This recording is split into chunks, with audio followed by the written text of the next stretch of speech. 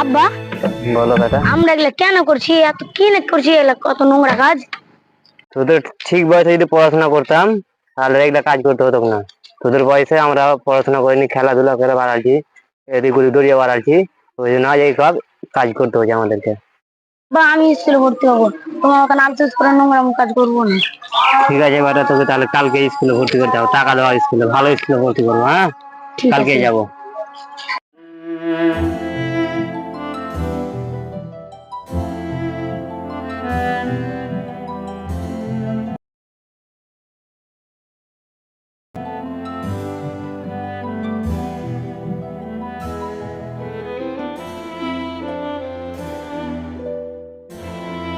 আমি স্কুলে যাবো, আর বন্ধুরা পড়ছে, আমিও পড়বো। পড়াশোনা, আমরা গরিব মানুষ, পরে কি তুই চাকরি পাবি?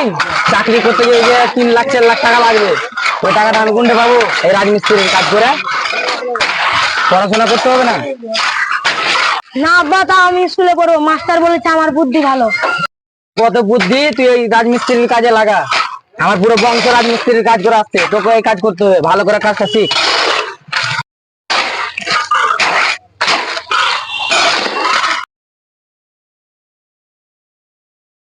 আগবে আমরা সকাল সকাল, সকাল সকাল লেভেলটা করতে যাই, हम 5 টাকা জাল পাই, 50 টাকা দিন ইনকাম করলি আমি। ঠিক আছে, হ্যাঁ আমিও কাজ করবো। হ্যাঁ তাহলে চল চল চল, খেল যাবো, চল খেল যাবো। হ্যাঁ তাহলে চল। যে সকাল সকাল উঠবি। হ্যাঁ ঠিক আছে, আমি তো উঠে থাকবো। হ্যাঁ ঠিক আছে, সকাল সকাল উঠে জানিস, আমি 5 টাকা জাল লেভেল প্যাক করতে যাই। তুই ঠিক আছে? হ্যাঁ আমিও যাবো। তাহলে আমি 50 টাকা দিন ইনকাম করছি। ও মা রে, তাহলে সকাল সকাল যেতে হয়। হ্যাঁ যেতে হবে, তাহলে যাবো, চলো। ঠিক আছে। কি বন্ধু, খাই নাকি? না রে, এগুলা খাওয়া ভালো না রে, এগুলা খেলে ক্যান্সার হয়। আমার ভাই খায়, আমার বাপ খায়, আমার দাদু ভাই কেন মরে না?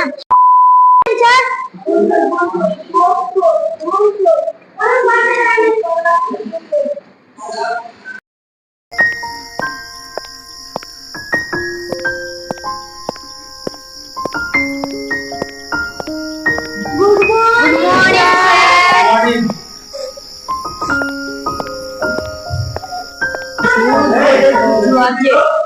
আমাকে জানানো, তার দয়ায় আমার খুশি।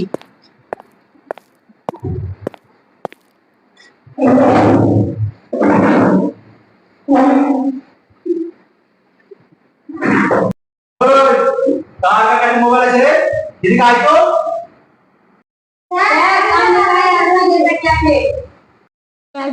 আমাদের পিছের বাড়তি ভাঙবেছে, তাই তো।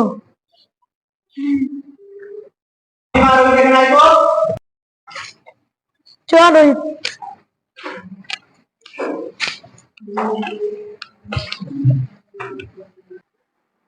এই মোবাইলটা কোথায় পেয়েছিস?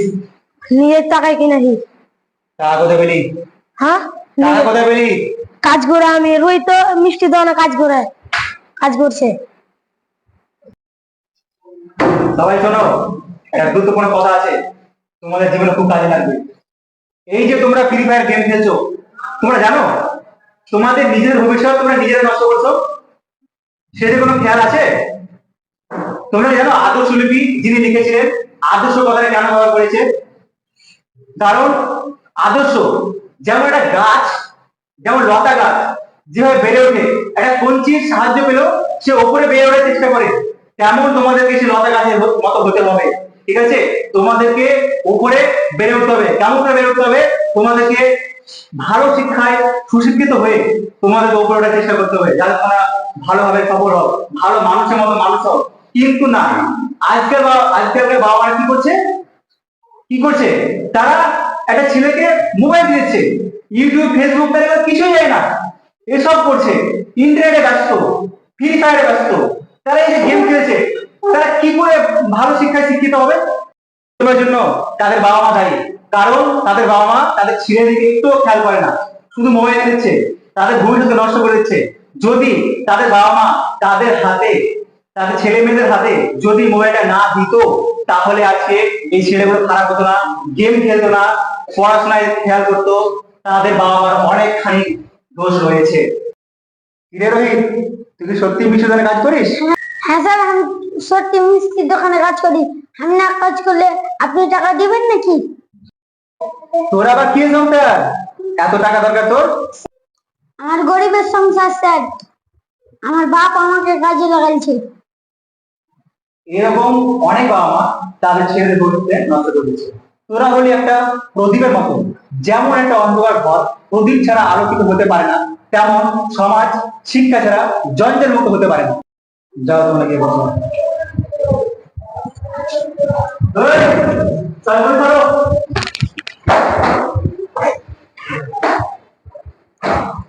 কি পড়া এটা মনে আছে তো?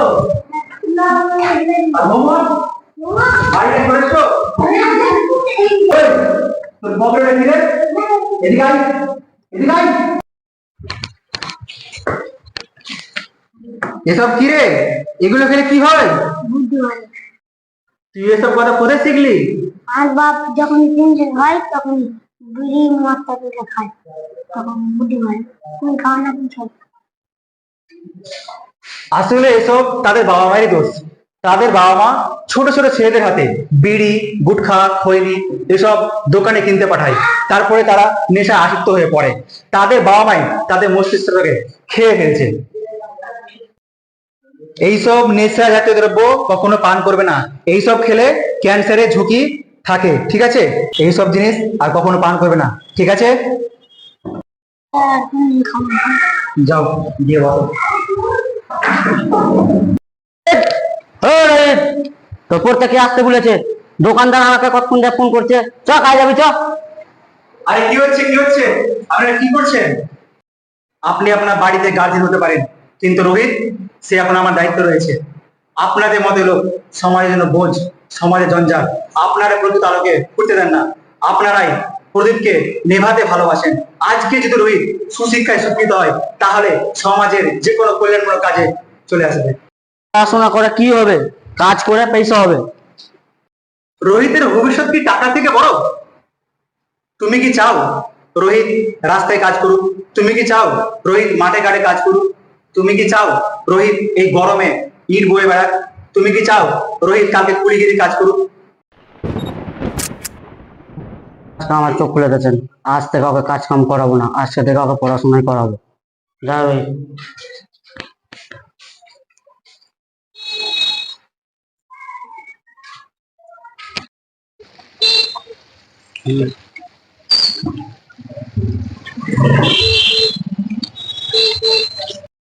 Through your estimate daily, I would like to experience my concert about my language. That is a very important subject, English. You know that subject.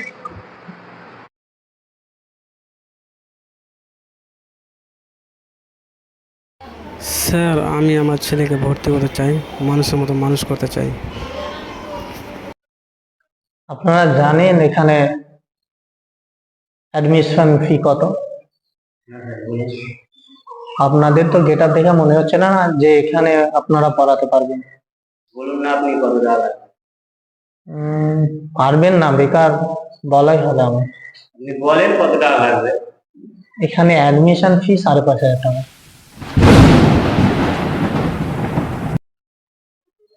R monthly 2,200 টাকা। পারবেন? বাড়ি থেকে ভেবে চিন্তে এসছেন? এই স্কুলে একটা ছাড় আছে, যার বাবা মা নেই তাকে আমরা ছাড় দিই, বুঝলেন? বাবা, আমার এরকম পড়ার স্কুলে দরকার নেই, যা বাবা আমাকে মরতে হবে। আচ্ছা বেটা, বিদ্যা এখন টাকাই দিতে হচ্ছে। আপনি জানেন এই প্রাইভেট সংস্থা থেকে মাস্টার থেকে ইঞ্জিনিয়ার, ডক্টর সব এই প্রাইভেট সংস্থা থেকে বের হয়। জান, যদি ইচ্ছা থাকে আপনার ছেলেকে এই ডক্টর মাস্টার করার ইচ্ছা থাকে তাহলে ভর্তি করুন, না হলে প্রাইভেট স্কুলে পড়ান, চলে যান। স্যার, আপনি ভুলে যান না, আপনি একটু সরকারি স্কুলে পড়াশোনা করে চাকরি পেয়েছেন। সরকারি স্কুলকে ছোট মনে করিয়েন না। সরকার যদি ঠিকভাবে দেখাশোনা করতো তাহলে আপনাদের মতন এই টাকা দেওয়া স্কুল সেমতে যেত। আচ্ছা, মূর্খ হলেও কথাটা সত্যি বলেছে যে আমিও তো সরকারি স্কুলে পড়াশোনা করে এই জায়গাতে এসেছি।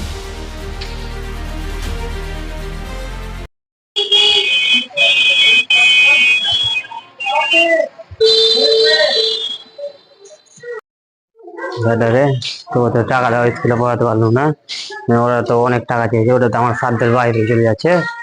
তো সরকারি স্কুলে ভর্তি করতে হবে, সরকারি স্কুলে মন দিয়ে পড়বি। ঠিক আছে। এখান থেকে অনেক লোক ভালো চাকরি পেয়েছে, পড়াশোনা ভালো করছে। এখান থেকে ভালো করে পড়াশোনা করবি, হ্যাঁ, ঠিক আছে। মন দিয়ে পড়াশোনা করবি। মাস্টার মশাই আসতে পারি?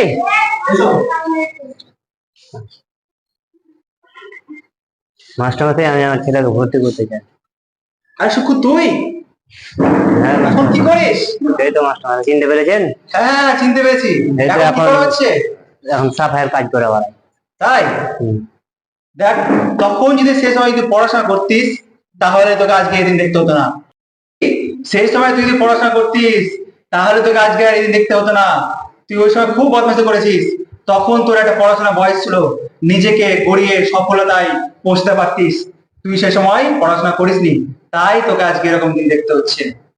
বলেছেন স্যার, সেদিন যদি আপনার কথা শুনতাম তাহলে আজকে আমাকে এই দিন দেখতে হতো না। ওই জন্য যে ভুল করেছি আমি, ওই জন্য আমি আমার ছেলেকে স্কুলে পড়াতে নিয়ে এসেছি, সুশিক্ষায় শিক্ষিত করার জন্য। যা, তোর ছেলে ওখানে বসিয়ে দে। ঠিক আছে, চলো বেটা, ওখানে বসো, মন দিয়ে পড়াশোনা করবো, বসো।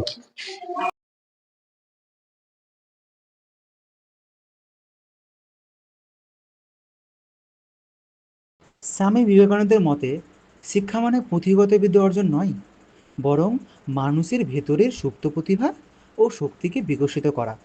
তিনি মনে করতেন শিক্ষা এমন হওয়া উচিত যা আত্মনির্ভরশীলতা, আত্মবিশ্বাস ও আত্মমর্যাদাবোধকে জাগিয়ে তোলে। এছাড়া শিক্ষা শারীরিক, মানসিক ও আধ্যাত্মিক বিকাশে সহায়তা করবে।